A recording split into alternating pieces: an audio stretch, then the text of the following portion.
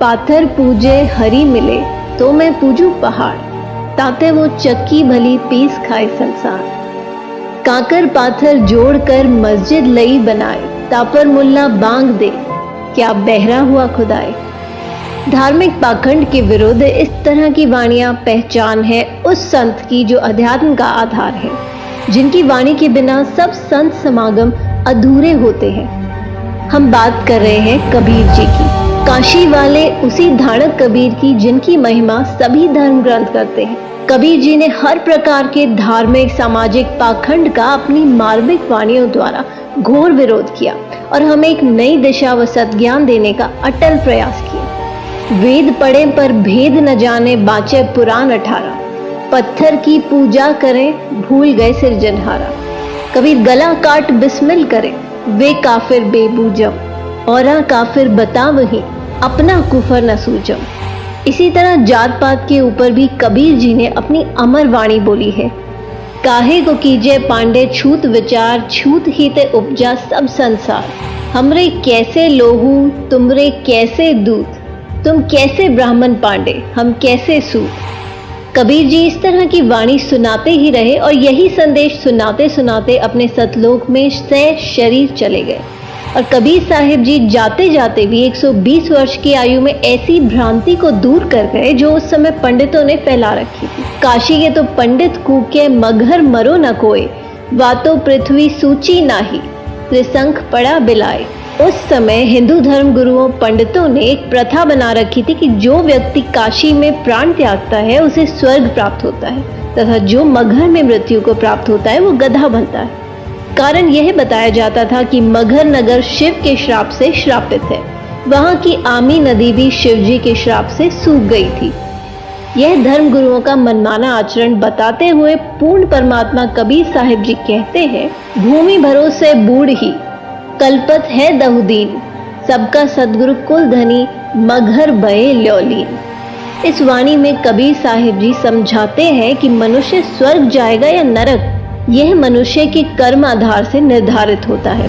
परमात्मा कबीर साहिब जी कहते हैं कि भक्ति करनी चाहिए, भक्ति नहीं करने वाला व्यक्ति दुनिया की किसी भी जगह मृत्यु को प्राप्त हो उसे नरक ही प्राप्त होगा।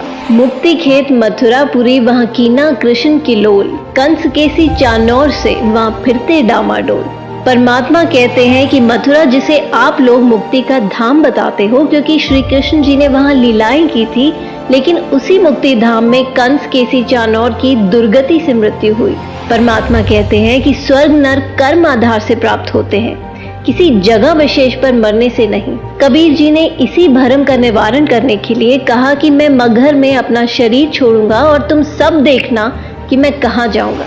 इस बात से हजारों की संख्या में लोग निश्चित दिन मगहर में पहुंच गए। कबीर जी ने कहा कि मैं बहते पानी में स्नान करूंगा। राजा ने बताया कि यहाँ एक आमी नदी हुआ करती थी जो भगवान शिव के श्राप से सूख चुकी है। कबीर जी ने उस नदी की तरफ अपने हाथ से इशारा किया, जैसे ट्रैफिक पुलिस वाहनों को चलने का इशारा करती है। इशारा करते ही थोड़ी दूरी पर एक बम फटने जैसी आवाज आई और नदी पानी से भरकर चल पड़ी। सभी ने ये लीला देखकर कबीर जी की जय जयकार की और नदी में स्नान किया।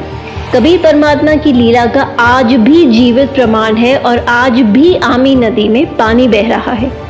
मगहर के नवाब बिजली खान पठान व काशी नरेश वीर देव सिंह बघेल जो कबीर जी के शिष्य बन चुके थे, वो दोनों ही अपनी अपनी सेना लेकर वहां पहुंच गए थे। स्नान करने के बाद कबीर जी ने उनसे पूछा कि सेना किस लिए लाए हो। दोनों राजाओं ने गर्दन नीची कर ली। तभी वहां खड़ी भीड़ में से आवाज आई कि मुस्लिम लोगों ने कहा, आप हमारे पीर हैं, हम आपका अंतिम संस्कार मुस्लिम रीति से करेंगे, इन काफिर हिंदुओं के हाथ नहीं लगने देंगे। हिंदुओं ने कहा कि हम कटकर मर जाएंगे, लेकिन भगवान आपका शव इनके हाथ नहीं लगने देंगे। दोनों धर्म के लोगों को एक दूसरे को मरने मारने पर उतारू देख कबीर जी ने कहा कि अरे नादानो, क्या 120 वर्ष तक तुम्हें यही शिक्षा दी मैंने। सभी शर्मिंदा हो गए। कबीर जी ने आदेश दिया कि यदि आपस में लड़े तो तुम सबको मेरी 3 तलाक है। मेरे जाने के बाद शरीर के स्थान पर जो कुछ भी मिले आधा आधा बांट लेना, लेकिन लड़ना मत बच्चों। भक्तों ने एक चद्दर बिछाकर उस पर सुगंधित फूल डाल दिए। उस पर कबीर जी लेट गए। एक चद्दर ऊपर डाल दी, थोड़ी देर में आकाशवाणी हुई, उठा दो पर्दा, इसमें नहीं है मुर्दा। लोगों ने जब आसमान की तरफ देखा तो एक अद्भुत प्रकाश ऊपर की ओर जा रहा था। आकाशवाणी में कबीर साहिब जी ने पंडित और ज्योतिषियों से कहा कि खोलो अपने पत्रे और देख लो मैं कहाँ जा रहा हूँ। सबने देखा और कहा कि यहाँ तो सब नक्षत्र ही बदल गए हैं, ये तो स्वर्ग से भी ऊपर की ओर जा रहे हैं। तभी तुरंत चद्दर हटाकर देखा तो दोनों चद्दरों के बीच में सुगंधित फूल मिले, जिसे देखकर सभी हिंदू मुसलमान जो लड़ाई करने वाले थे वो आपस में लिपटकर फूट फूट कर रोने लगे। सभी एक दूसरे के गले लगकर इस प्रकार रोने लगे जैसे बच्चों की माँ मर जाती हो, जैसे वो अनाथ हो गए हों। संत गरीबदास जी की अमर वाणी है, काशी तज गुरु मघर आए दोहू दीन के पीर, कोई गाडे कोई अगन जरावे ढूंढा ना पाया शरीर।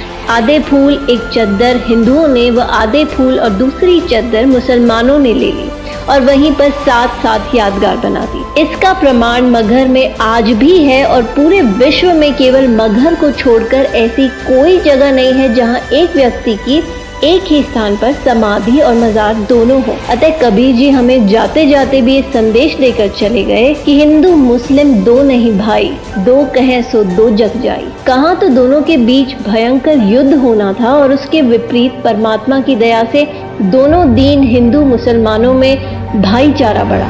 लेकिन परमेश्वर दयालु है, उन्होंने जाते जाते भी उस अनर्थ को टाल दिया। तभी तो कहते हैं, आग लगी आकाश में झरझर पड़त अंगार, संत न होते जगत में तो जल मरता संसार। वो परमेश्वर, वो संत जो विनाश से बचाने वाला है, जो प्राकृतिक परिवर्तन भी कर सकता है, वो कोई और नहीं संत रामपाल जी महाराज जी ही हैं। जी हाँ, संत रामपाल जी महाराज जी, जो वर्तमान में पाखंडवाद को खत्म करते हुए सत्य भक्ति का मार्ग चला रहे हैं। मानव समाज से निवेदन है कि संत रामपाल जी महाराज जी के सत्संग सुने और उनसे नाम दीक्षा लेकर अपना मानव जीवन सफल बनाएं।